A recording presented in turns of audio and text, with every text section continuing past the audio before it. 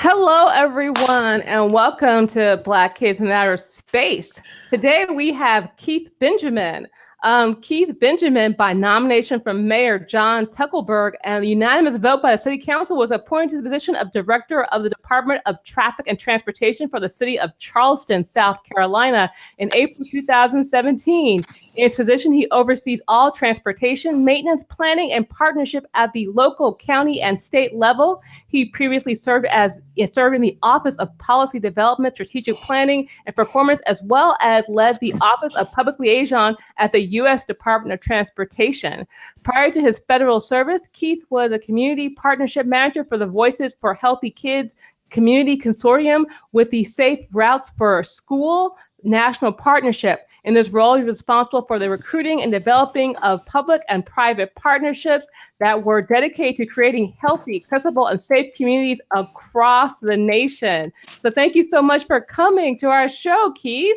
Thank you for having me. I'm excited to be here. I'm excited to be here. Today's been a media day for me, so this is literally like my sixth interview today. It's been kind of crazy. Well, I feel very happy that I'm part of your media blitz today. So what I want to ask you is, what is your first memory of space? And when I say space, I mean like it could be transportation, it can be just being outside. Like, what are your first memories of space as a kid? I think the biggest one was our backyard. The house that my parents ended up getting for us actually had a tree house in it before we had gotten there that we could climb up and be a part of. And, we'd play baseball and otherwise in the yard. And then just like bike rides. Like we were right around the corner from our elementary school.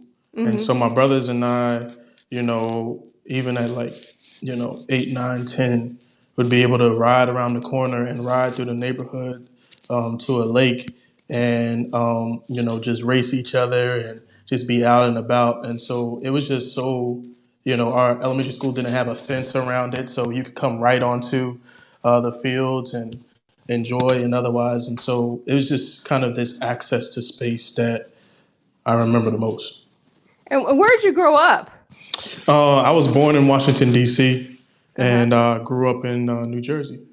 That's like amazing. As I said, I've had so many people who are New Jersey people on the show. I think Jersey New all day. Jersey and California are like where all of my guests, like, I mean, not all of them, but quite a few of them have been from. And I think that's pretty like, I mean, I didn't know that about you. So I'm just like, oh, I'm like stoked about that. Yeah, to the Jersey people, exit 8A is my exit, just so you know. Now I know what that means when people say that. I'm like, what does that mean exactly? Another thing I want to ask you is, how did you get into transportation? Because you've been into transportation for a while. And you kind of like you graduated from school and you kind of went into transportation. How did you get into that field? So two things happened to me while I was in college that really kind of shaped my interest, not even just in transportation, but community building overall. Mm-hmm. I went to Swarthmore College, and less than 5 miles away from Swarthmore College is Chester, Pennsylvania, which historically used to be the Portsmouth to Philadelphia. Mm-hmm. It's a city that's only 4 square miles, but unfortunately is bifurcated by I-95 and 476. So commerce goes through and around that community. All three major waste management facilities are in there. And what used to be a booming Portsmouth town has some significant issues. Mm-hmm. And I got a chance to work with their housing authority and be introduced to implementation of Hope 6 grants and see the redevelopment of their public housing. But at the same time, see what it meant to address issues in a siloed fashion and how other things get left behind. And so I saw them renovate all the public housing, but their school system still be third worst in the state. See them renovate all the housing, but all the industry that was coming to the city could barely be accessed by those who lived there because of some constraints of people who had history of incarceration and otherwise and couldn't access those major jobs. So I began to see that intersection. And then the second experience was all credit to Councilmember Curtis Jones Jr., 4th District, Philadelphia. And I was one of his first interns while I was in college. And instead of just the usual work, which I still had to do, he kind of put responsibilities on us that were bigger than ourselves. And so the Lansdowne, Landover 59th Street, 63rd streetscape project. He put in my hands to work on and to do community outreach and walk the streets and take notes and follow up with constituents and see how these particular pieces place together. I think both of those experiences kind of began to expose somebody who was, quite frankly, more interested in being on Capitol Hill to what community looked like, what engagement looked like on a local level, and kind of the intersectionality of community building. So I want to say that that was where I got my entryway into transportation, but it was my first exposure to community and what was required for that and where the shortcomings were for that, especially from an equity front. Mm-hmm. And I think something that's really interesting is that you worked with former U.S. Transportation Secretary Anthony Foxx. Yes, ma'am. And you worked on transportation equity. I mean, the thing I loved about Fox was that he had this great story about the Brooklyn in North Carolina, or South Carolina. Was it North Carolina or South Carolina? North Carolina. North Carolina.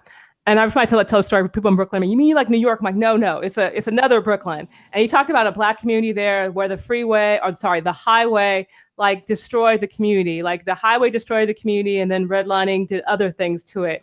Can you give me some little information about, or just like some thoughts about working with Anthony Foxx and transportation equity and how his dedication to that and how it impacted you?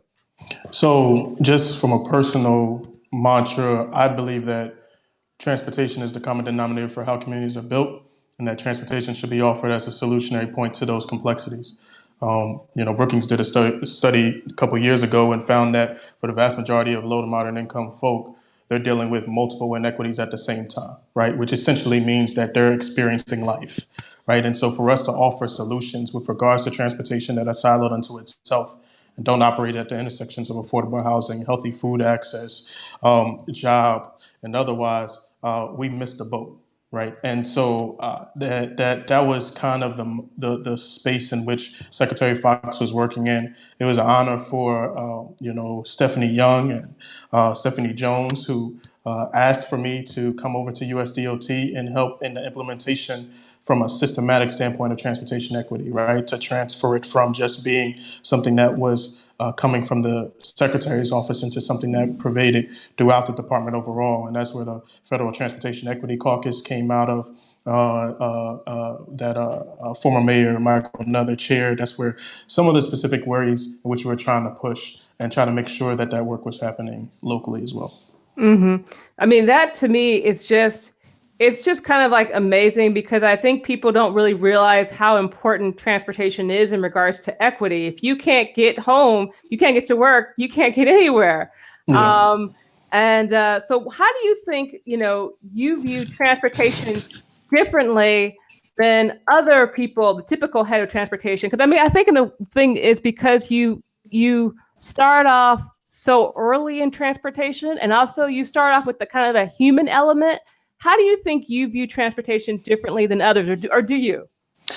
Yeah, I think one of the things that, well, one, my path is non-traditional, right? I'm by training, I'm not a trained planner. I'm not a trained engineer, right?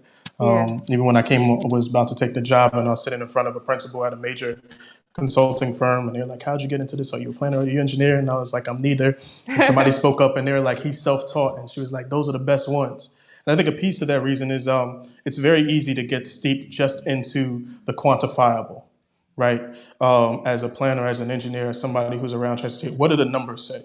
And I think that's important, right? But the numbers are a dictation of the narrative, right? And so if we don't give enough credence to the qualitative, if we don't give enough credence to people's lived experience, then we miss the boat. The great example I love to use was, where one of the places I used to live, there was an intersection where there was a bus shelter on one side of the street, and then a community who used that bus system on the other side. And at that intersection, it was one of the top intersections for death and injuries for pedestrians. And when people looked at the numbers, they're like, this is an intersection that needs to be fixed. And so they started moving towards addressing the intersection. When the truth of the matter was, on a hot sunny day, you're standing on one side of the street and you got to catch the bus. You rather stand under some shade and then try to trot across the street to catch the bus, because there was no shelter at that bus station. So it wasn't something that needs to happen with the intersection. Either the bus stop needed to move, or we needed to put a shelter at that particular intersection, right? But I wouldn't know that if I didn't talk to the people, if I didn't know what their daily experience is. That wasn't going to showcase itself in the numbers. And so how do we marry both the quantifiable and the qualifiable as we're making decisions, right? And again, operate at the intersections and not just siloed unto ourselves.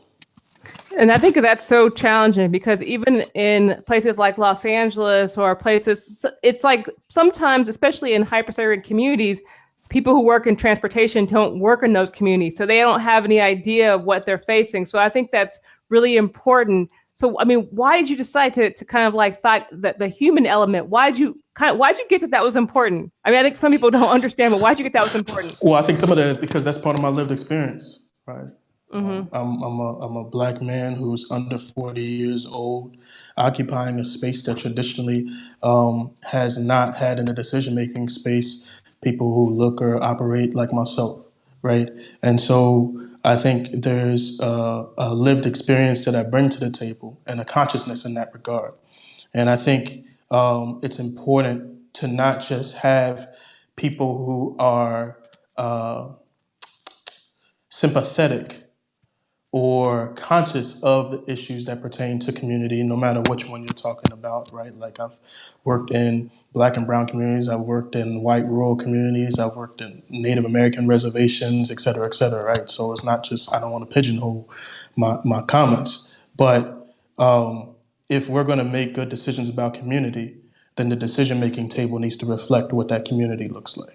Mm-hmm. Right. And too many times that's just not the case. And I don't mean, now that I'm in this position, I don't mean just in the advocacy space. Salute to the fact that we're talking about equity and diversity within the advocacy nonprofit space. Mm-hmm. But I'm talking about with our firm, consulting firms, the people who are getting the contracts to build out these projects, the people who are advising folk like myself on how we should be thinking about community and what's best. The people who are in the development space, like those spaces just have to be just as diverse as well. Mm-hmm. We have two comments. We have one from Joe Scott Coe who says, kind of like your comment about, getting steeped to the quantifiable instead of the qualifiable, and dismissing anecdotal only means nobody is invested in studying a different story. So they were like, yeah, great comment for you. And then they have another one, representation matters, from Dulcie Canton. So, I mean, people are listening to you, but not only people are listening to you here, people are listening to you out there and not only in Charleston, but around, the transportation world. So what is your plan to provide multimodality transportation for the people of Charleston? Yeah, so the last 2 weeks have been huge. We just passed our first citywide transportation plan in decades, at least 3 decades. That specifically outlined priority projects that we want to see completed through funding from our Council of Governments and county transportation sales tax. We outlined what transportation equity means and how that's referenced to a city like Charleston, where 48% of Africans came through our ports, a place that has transitioned into the #1 tourist city in the country, but also a place where we're #1 for bike ped death and injuries in the state, #2 for speed fatalities, #5 for DUI fatalities, where 43% of the people who were killed walking or biking in the last 2 years were African American. So a lot of success that's transitioned in our city and that's growing at 45 people per day, but also some contingency spaces that we have to deal with when it comes to mobility and options. As similar to a number of states in the South, between 80 and 90% of our citizens use a car as an individual to get from point A to point B. And so that has to shift with the growth that we're seeing so that people have options. And so that plan was indicative of pushing those mantras forward. The other thing is that we are in the midst of reapplying a $22 million project to connect West Ashley, which is to the left of our peninsula, the largest density of our city population, with the downtown area, the medical district, the largest regional employer, through a dedicated bridge space for bike and pedestrians with a lift span.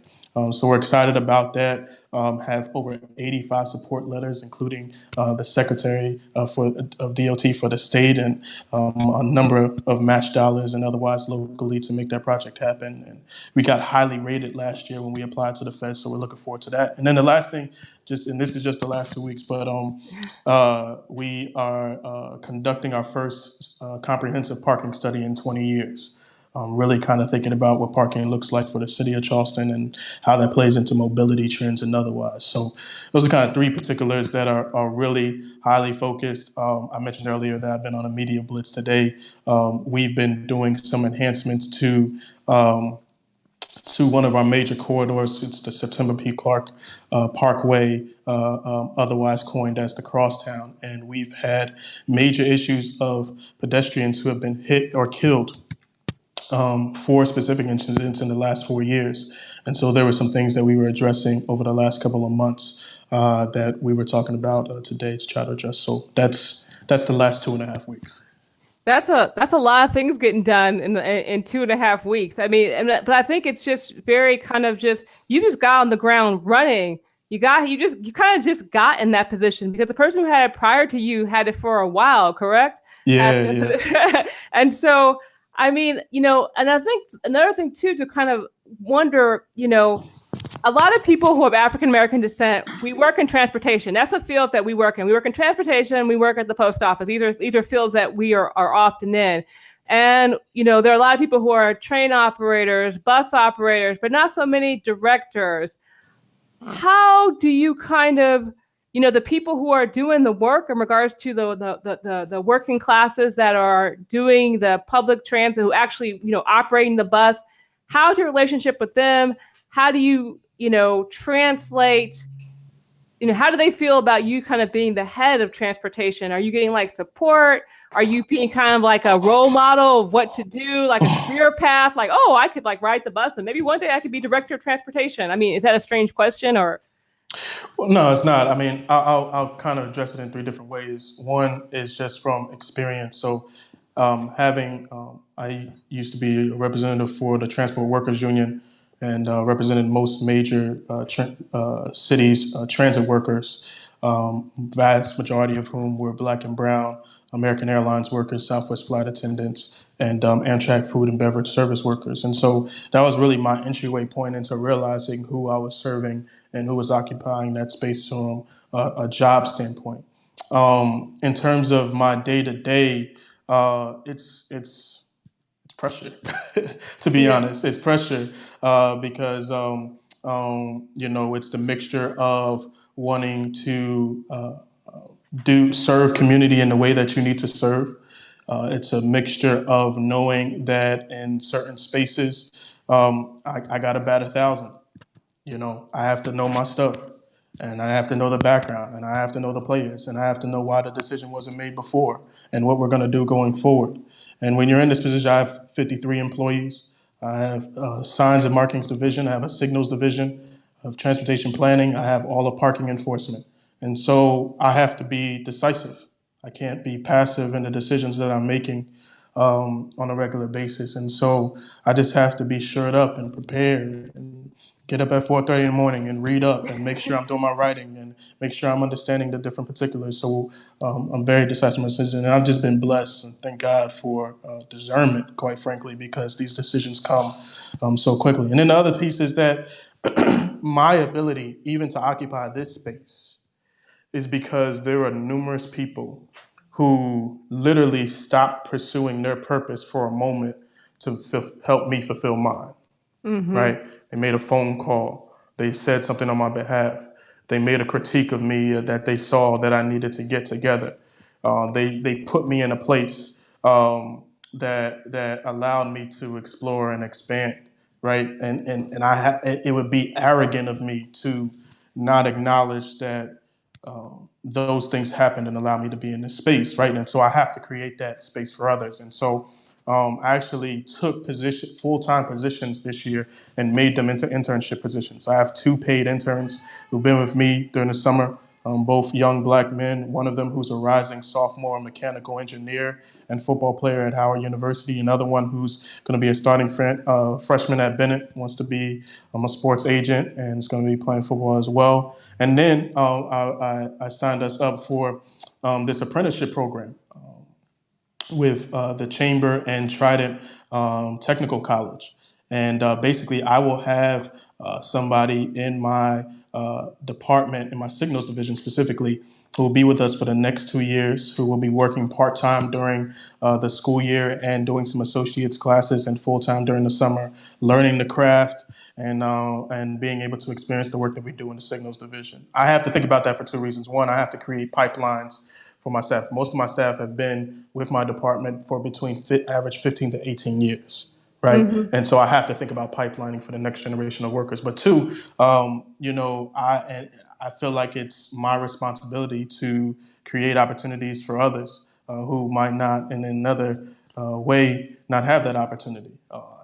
So that's kind of the 3 ways in which I think about it.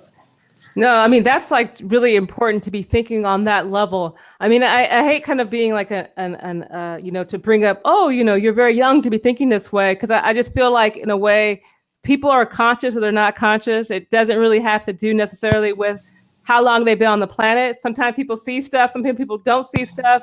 So, I mean, I think it's admirable that you are kind of seeing that way and understanding that, you should hold the door open for other people. So I commend you for that. I noticed I read this article in the Post-Courier, and it said Charleston's income inequality gap is growing nearly as fast as Seattle. Now, how do you think transportation, I mean, I know it's a hard question, but how do you think transportation can help to make that a little bit less extreme? I mean, what are you guys doing in transportation? I mean, like I said, I know that has nothing to do really with your department, but it's kind of like, being able to get to jobs and things like that. And, it's an issue. So even in and it's in my transportation plan, we saw so people said the main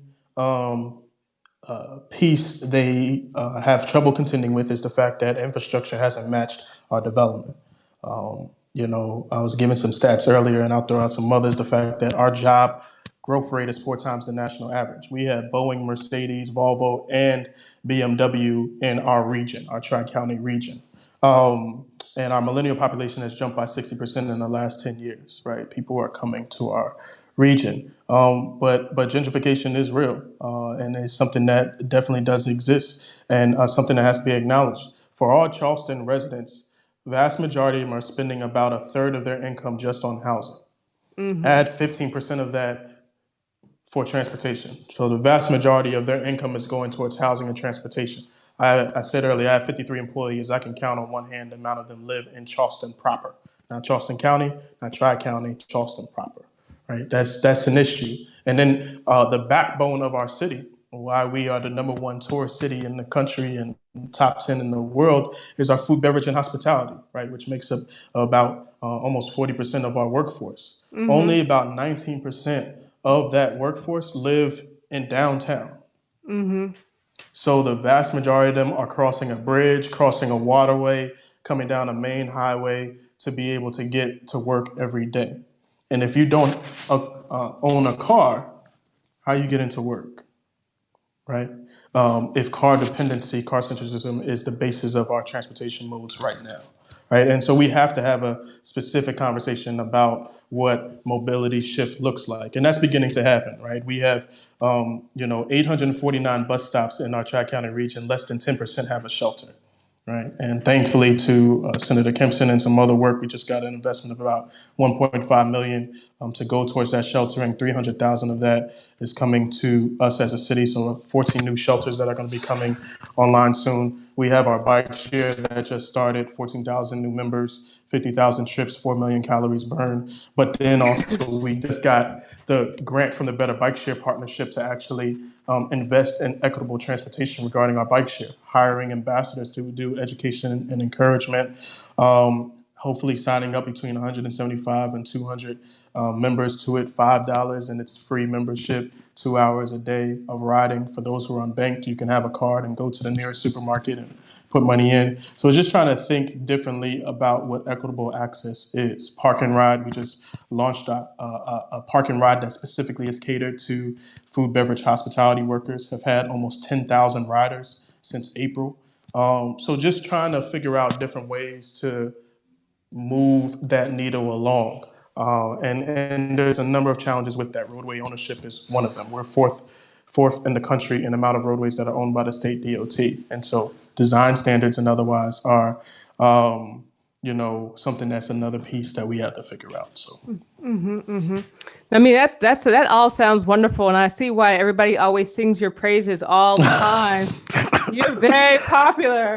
People like he asked me, how did you know about me? I'm like, because you're Keith Benjamin. You're Director of Transportation Charleston. Maybe how do I know about you? Oh man, yeah. Salute to everybody, man. Salute to everybody. So if planners want to create, and I know that planners and transportation are different, but since you're not you're kind of a renegade, if planners want to create a more, just to kind of wrap it up, if planners want to create a more equitable city, what advice would you give them, since transportation and urban planning are so closely tied together? What advice would you give to people who are in planning, in transportation, and want to be equitable and want to kind of have that idea that you have?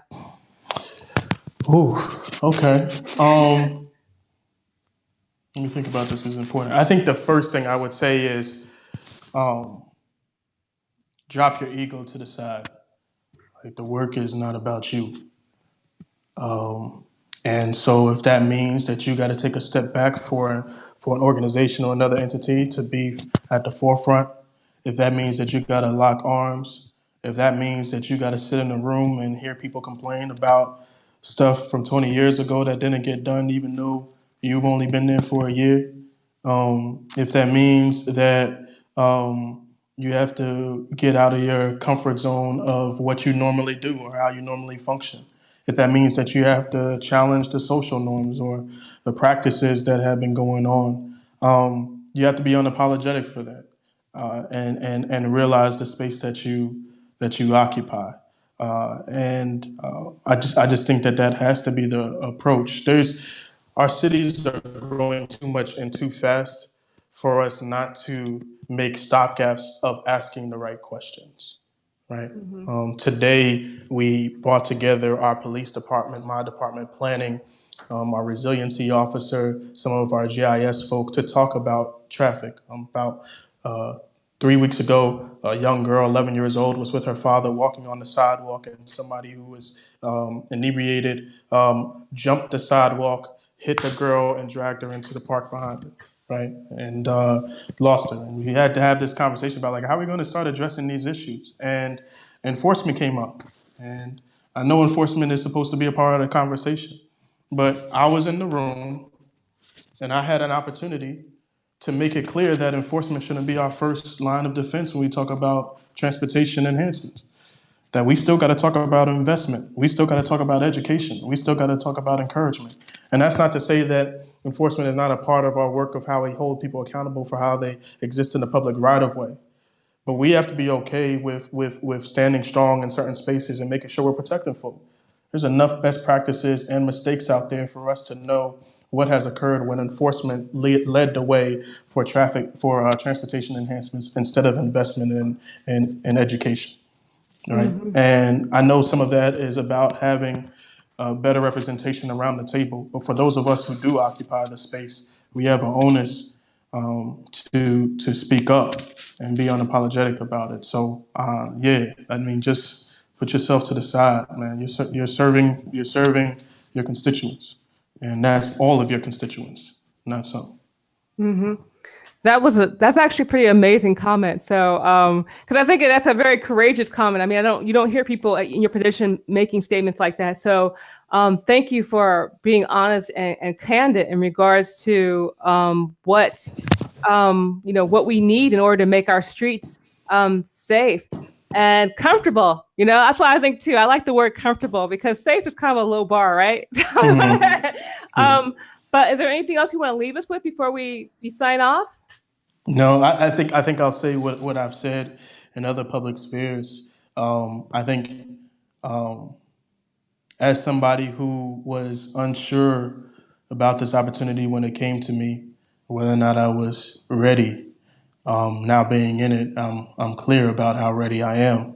And so, for any other person who's kind of thought that their ceiling is only at a certain place, or that they don't have the right or the quote unquote ability to occupy these decision making spaces because you're quote unquote young, or you're a woman, or you're of color, or that's never been done before, or otherwise. Um, Nah, you're the right person, and it's possible.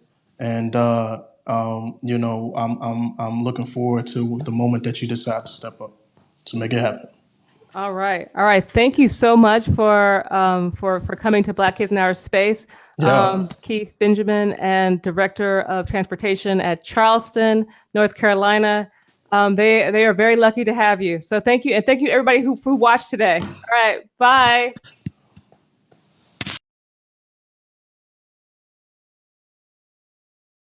Black kids in outer space. Black kids in outer space. Black kids in outer space. Urban planning, walking, bicycling, and more in our space.